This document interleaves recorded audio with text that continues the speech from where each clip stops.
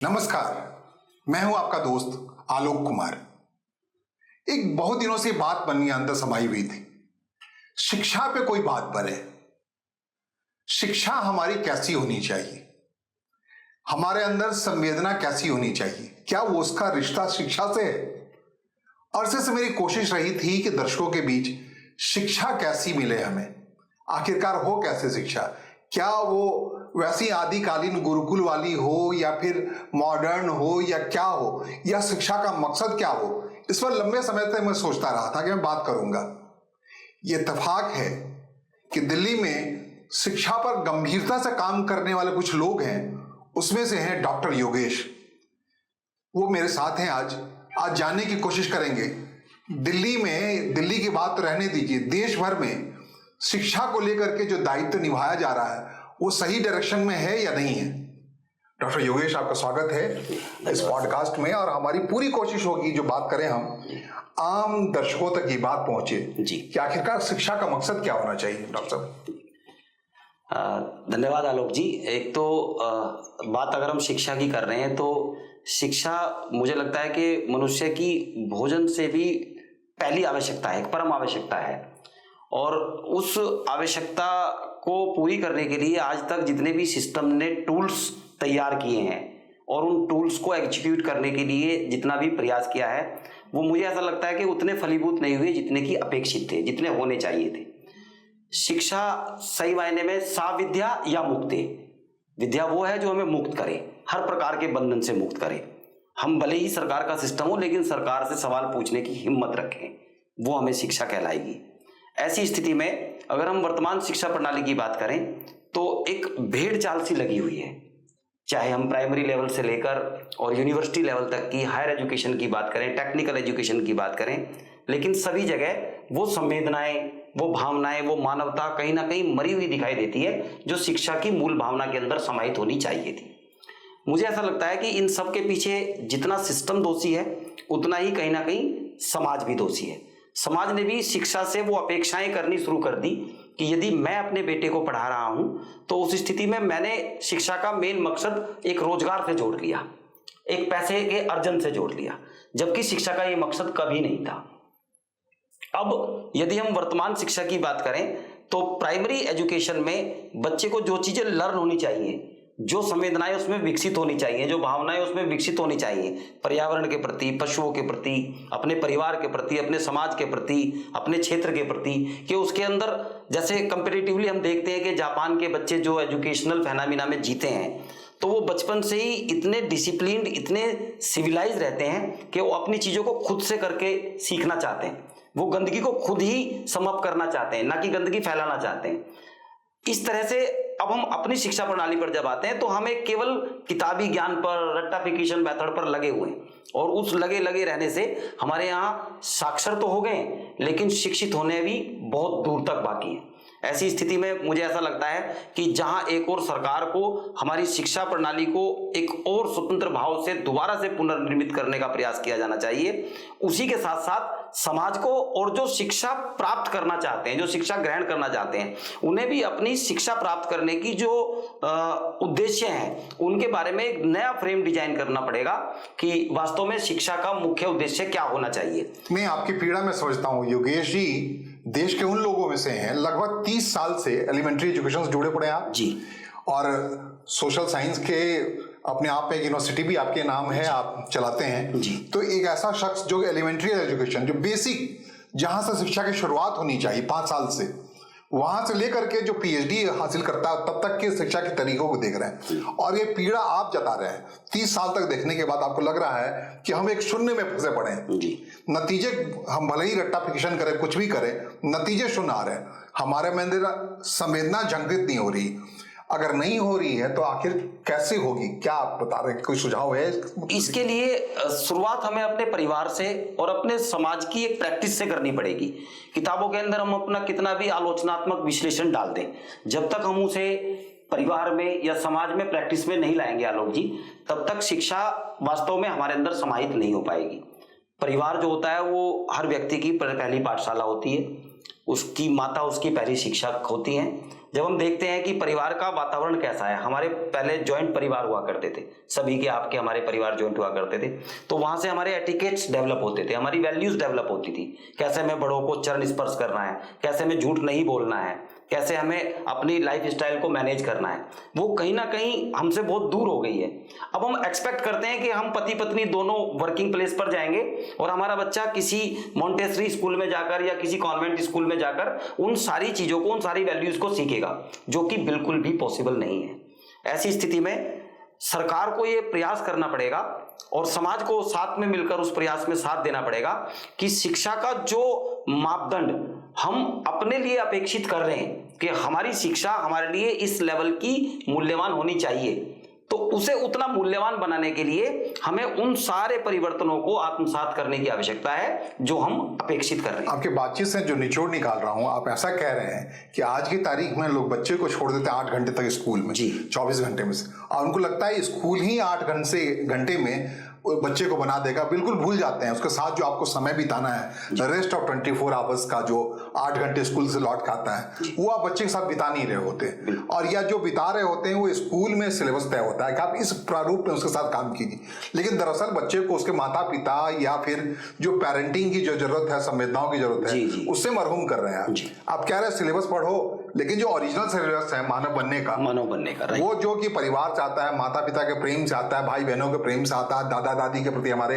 संवेदनाओं को लेकर आता है, या हमारे समाज के प्रति संवेदनाओं को लेकर आता है, पड़ोसी के साथ बीच कैसा आचार विचार हो, वह भी हमारे एजुकेशन का पार्ट है, हमें आगे बढ़ने का पार्ट है। अगर बच्चा अगर देख रहा है पड़ोसी से लड़ झगड़ ही रहा है तो कहीं ना कहीं वो ले रहा है, या पेरेंटिंग माता पिता आपस में लड़ झगड़ रहे हैं, अगर 8 घंटे तो स्कूल में भेजते हैं, वो अच्छा माहौल है, लेकिन घर में आके आप लड़ झगड़ रहे हैं, अच्छे से बातचीत नहीं कर रहे हैं, तो उसको कोई फायदा नहीं, तो वो सीख रहा है। दरअसल वो 24 घंटे का रेस्ट ऑफ द टाइम है जो आपके साथ रह रहा है, वो 16 घंटे को ज्यादा पकड़ रहा होता है, जो कि यही पकड़पन जो है उसका आने वाले जीवन में काम करेगा, वो मानव के तौर पे कैसा होगा, आप शायद उसकी बात कह रहे हैं। बिल्कुल बिल्कुल बिल्कुल। और एक इसके साथ मैं ये भी बात जोड़ना चाह रहा हूं कि भारत जितना बड़ा देश है, इसकी आवश्यकताएं भी उतनी बड़ी हैं, चाहे वो शिक्षा की हो या बाकी क्षेत्रों की हो।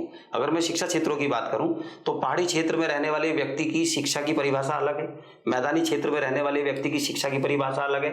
एक आदिवासी क्षेत्र में आप जाइए, किसी एक दूरगामी क्षेत्र के अंदर, सुदूरवर्ती क्षेत्र के अंदर अगर आप जाएंगे तो वहां उसके लिए एजुकेशन की एक्सेसिबिलिटी डिफिकल्ट है और उसके लिए एजुकेशन की मीनिंग भी अलग है। ऐसी स्थिति में हमारा जो सिलेबस है या हमारी जो प्रणाली है, उसे इन अलग अलग मॉड्यूल्स पर, न कि एक शिक्षा नीति सब पर थोप कर, बल्कि अलग अलग क्षेत्रों के हिसाब से एक अलग मॉड्यूल बनाते हुए उन सबको समाहित कर फिर राष्ट्रीय शिक्षा नीति का निर्माण किया जाना चाहिए, जिससे कि बच्चा सीखे, वो देखे कि हमारे जो नॉर्थ ईस्ट स्टेट्स हैं, नॉर्थ ईस्ट स्टेट्स के अंदर हमारी सिविलाइजेशन किस तरह से एग्जीक्यूट हो सकती है। अगर हम नीचे तमिलनाडु की बात करें तो तमिलनाडु की जो समस्याएं हैं, जो सिचुएशन है, वहां पर हम किस तरह से शिक्षा हासिल करके एक मेन स्ट्रीम में अपने लिए, अपने समाज के लिए, अपने कंट्री के लिए कंट्रीब्यूट कर सकते हैं। तो मुझे ऐसा लगता है कि इस पर मैं आपकी इस बात से पकड़ रहा हूं, बहुत काम करने की मूल तत्व है भारत विविधताओं का देश। यस जी। इस विविधताओं को कंसीडर करने के लिए शिक्षा नीति में जगह होनी चाहिए। जी जी।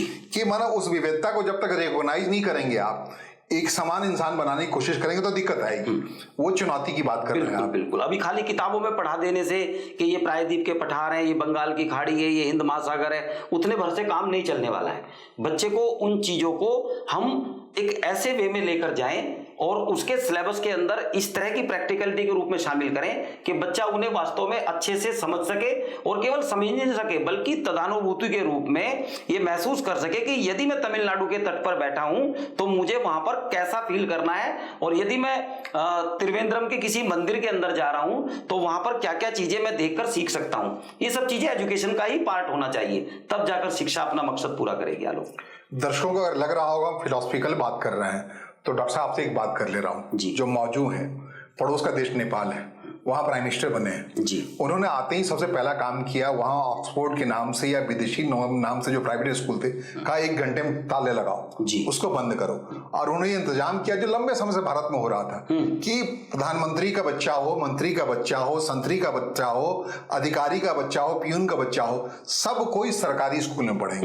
माने एक झटके में प्राइवेट एजुकेशन बंद हो गया, जो अपने देश में सबसे बड़ा कारोबार है प्राइवेट एजुकेशन के नाम पे, प्राइवेट यूनिवर्सिटीज के नाम पे, प्राइवेट कॉलेज, जैसे आपने कहा मॉन्टेसरी स्कूल या फिर कॉन्वेंट स्कूल या अलग अलग नाम से स्कूल चल रहा है। यहाँ कोई भी स्कूल अब विवेकानंद नाम से नहीं चल रहा है या फिर विवेकानंद के मूल्यों पर नहीं चल रहा है। यह सरकारी व्यवस्था में नहीं लोग आ रहे हैं। लोग मानते हैं कि एमसीडी स्कूल में पढ़ने वाला बच्चा किसी और घर से आएगा और बाकी जो अधिकारी वर्ग से आने वाला बच्चा है उसके लिए प्राइवेट स्कूल है। तो ये सारी व्यवस्था कैसी है? क्या ये भी हमारे संवेदना में विकास में कहीं ना कहीं अवरोध पैदा कर रहा है क्या?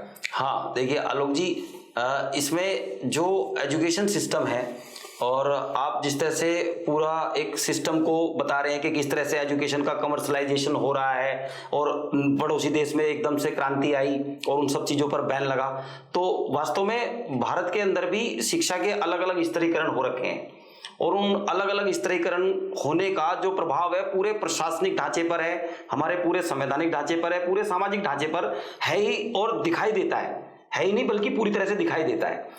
अब इससे बचने का तरीका ऐसा तो नहीं है कि सब चीजें क्रांति से ही होंगी। इससे बचने का तरीका पॉलिसी से भी हो सकता है। पहले ही अगर हम किसी चीज का मेजर ले लें, किसी चीज का उपाय कर लें, तो उस उपाय से हम बहुत बड़ी त्रासदी से बच सकते हैं। नेपाल तो छोटा सा देश है, वहां क्रांति हुई तो उन्होंने झेल लिया, उसे कवर भी कर लिया, लेकिन हमारे यहाँ अगर क्रांति हुई तो वो हो सकता है विभत्स रूप धारण कर ले। अब चूंकि एजुकेशन एक मेन टूल है किसी कंट्री का, जिससे पूरी कंट्री का आने वाली जनरेशन, आने वाला फ्यूचर तय होता है, तो मुझे लगता है कि सरकारों को बड़ी मजबूत तरीके से उन सब चीजों पर गौर करना चाहिए जो इस समय पर हम आसपास के देशों में होते हुए देख रहे हैं। मेरी अभी न्यूजीलैंड में बात हो रही थी, मेरी एक कलीग थी, तो न्यूजीलैंड के अंदर ज्यादातर स्कूल सारे गवर्नमेंट के हैं, पढ़ाई प्राइवेट है, प्राइवेट से भी अच्छे स्टैंडर्ड की है, सो कॉल्ड हमारे यहाँ के प्राइवेट, लेकिन वहाँ सारे स्कूल सरकारी है, वहाँ कोई फीस नहीं लगती, वहाँ सब चीजें फ्री हैं। आप जाइए, एजुकेशन फ्री है, आराम से पढ़िए और घर आ जाइए। यदि कुछ एक्स्ट्रा एक्टिविटी आपका बच्चा करता है तो उसकी आपको अलग से पेमेंट करनी पड़ती है। अभी हमारे यहाँ क्या है, एक रेपुटेशन सिस्टम बन गया है, मेरा बच्चा कितने बड़े प्राइवेट स्कूल में पढ़ रहा है, उसकी फीस कितनी जा रही है, उसका एफिलिएशन कहाँ से है, वहाँ एक्स्ट्रा करिकुलर एक्टिविटीज कितनी है। ऐसी स्थिति में जो सरकारी सिस्टम का बच्चा है, चाहे वो एमसीडी का बच्चा हो, चाहे वो डायरेक्टरेट ऑफ एजुकेशन का बच्चा हो या अन्य जो स्टेट गवर्नमेंट के स्कूल हैं उनका बच्चा हो, तो वो ऑटोमेटिकली अपने आप को एक कॉम्प्लेक्स में फील करने लगता है और वो कॉम्प्लेक्स यहां से लेकर और जब तक वो समाज के अंदर स्थापित होने का प्रयास करता है वहां तक बना रहता है और इसका अल्टीमेटली प्रभाव फिर समाज में वो दिखाई देता है पूरे सिस्टम के अंदर, चाहे वो पॉलिटिकल सिस्टम हो, चाहे वो इकोनॉमिकल सिस्टम हो या हमारा सोशल पूरा स्ट्रक्चर हो, उन सब के अंदर इस एजुकेशन का जो दुष्प्रभाव है वो वहां परिलक्षित होता है और जिससे कहीं ना कहीं हमारे देश की जो रैंकिंग है वो डिग्रेड होती है। जबकि इतना बड़ा देश है, इतना मजबूत सिस्टम है, इतने सारे विद्वान हैं, एनसीईआरटी जैसी एपेक्स बॉडी है, यूजीसी जैसी एपेक्स बॉडी है जो हर चीज का एक करिकुलम फ्रेमवर्क करने का अपने आप में एक माइलस्टोन रखती हैं, लेकिन उन सब के बावजूद भी हमारे कर्मठ ना होने की वजह से, हमारे उन चीजों पर चिंतनशील ना होने की वजह से, उन चीजों पर संवेदनशील ना होने की वजह से हमारा रिजल्ट घूम फिरकर शून्य हो जाता है। कुल मिलाकर शिक्षा का बाजारीकरण एक बड़ा अवरोध है। लेकिन ये मूल तत्व जहां से हम लोग चले थे जी, तो शिक्षा क्या हमारे अंदर वो संवेदना जागृत कर पा रही है जिसके आधार पर हम कहें कि हम इंडियन हैं, भारतीय हैं, इसलिए सॉलिड हैं? क्योंकि बेसिक एजुकेशन से लेके एलिमेंट्री एजुकेशन से लेकर के जो आगे की पढ़ाई है उसमें हर जगह इंटरवेन करके हमें बताया जा रहा है कि हमारे समाज के प्रति क्या जिम्मेदारी है, सफाई सुथरा तमाम चीजें। क्या इसकी बात हम करें तो शिक्षा के मतलब जिस रेस में आज की डेट में हम और हमारे बच्चे एजुकेशन पाने के लिए दौड़ रहे हैं, बेसिकली वो मैकाले की एजुकेशन पॉलिसी का पार्ट है। हमारे यहाँ इंग्लिश वर्जन ज्यादा लाइक किया जा रहा है और मैकाले ने कभी इन सारी चीजों पर गौर नहीं किया था जो बातें आप यहाँ डिस्कस कर रहे हैं। उसने संवेदनाओं की बात की ही नहीं थी, उसने भावनात्मक रिश्तों की बात की ही नहीं थी, उसने तो सिर्फ और सिर्फ अपने यहाँ क्लर्क और मजदूर ताकि वो उनके लिए काम कर सकें, उसकी वजह से उसने एक एजुकेशन सिस्टम यहाँ पर इंट्रोड्यूस किया। और हमारे वाला जो ओरिजिनल सिस्टम था, जो हमारे यहाँ गुरु शिष्य परंपरा थी, गुरुकुल परंपरा थी, या जो सनातनी शिक्षा का हमारा सिस्टम था, जो सोशल स्ट्रक्चर बना हुआ था, उसको एक किनारे पर रखकर अपनी मैकाले सिस्टम को लाकर यहाँ पूरी तरह से, और उसके बाद वुड डिस्पैच और अलग अलग प्रकार की जितनी कमेटीज फ्रेम होती रही वो सब उसी को फॉलो करती चली गई। और उनके फॉलो होते होते ये जितनी चीजें हैं जो हमारी संवेदनात्मक शक्तियां हैं वो सारी अस्त व्यस्त होती चलेगी, जो आज भी हो रही हैं। आज का बच्चा सही मायने में देखा जाए तो वो इंग्लिश मीडियम में पढ़ रहा है, अच्छी इंग्लिश बोल रहा है, फ्रेंच भी पढ़ रहा है, जर्मनी भी पढ़ रहा है, लेकिन वो रिश्तों को नहीं समझ रहा है। उसे बताना पड़ रहा है कि ये आपके रिश्ते में क्या लगते हैं और आपको इनके साथ कैसे बिहेव करना है। ये किसान है, इसकी क्या इंपॉर्टेंस है, ये जो बैल है, ये जो मजदूर है, ये जो हमारे घर में काम करने वाला व्यक्ति आ रहा है या कोई डस्टिंग करने वाली अगर महिला आ रही है, तो उसकी आजीविका को हमें किस प्रकार से ऑनर करना है, किस प्रकार से उसके काम को रिगार्ड करना है, क्योंकि ये सब हमारी एजुकेशन का कोई पार्ट है ही नहीं। हम एजुकेशन सिस्टम में उसे पढ़ा ही नहीं रहे, और एजुकेशन सिस्टम में ना पढ़ाने की वजह से उसके लिए वो चीज बिल्कुल अलग सी और नई सी हो जाती है, जिसमें कहीं ना कहीं उसका भावनात्मक शोषण हो रहा है, भावनात्मक ह्रास हो रहा है, मुझे जो लगता है। मुझे नहीं, आप बिल्कुल सही लगता है। इतने अनुभव है आपके पास, इतने लंबे साल पढ़ा रहे हैं, और जहां से आपने शुरू किया था सा विद्या या मुक्ति, वो विद्या जो आपको निडर बनाती है, मुक्त बनाती है, भयहीन करती है, वो दरअसल हमारी शिक्षा पद्धति में हो नहीं रही। यही आप कहना चाह रहे हैं? बिल्कुल बिल्कुल। आनंद आ गया आपसे बात करके डॉक्टर योगेश। धन्यवाद धन्यवाद। और आप जो काम कर रहे हैं वो सच में आप उज्जवल भारत के भविष्य को तय कर रहे हैं। थैंक यू आभार आपका। Thank you Alok ji, thank you very much.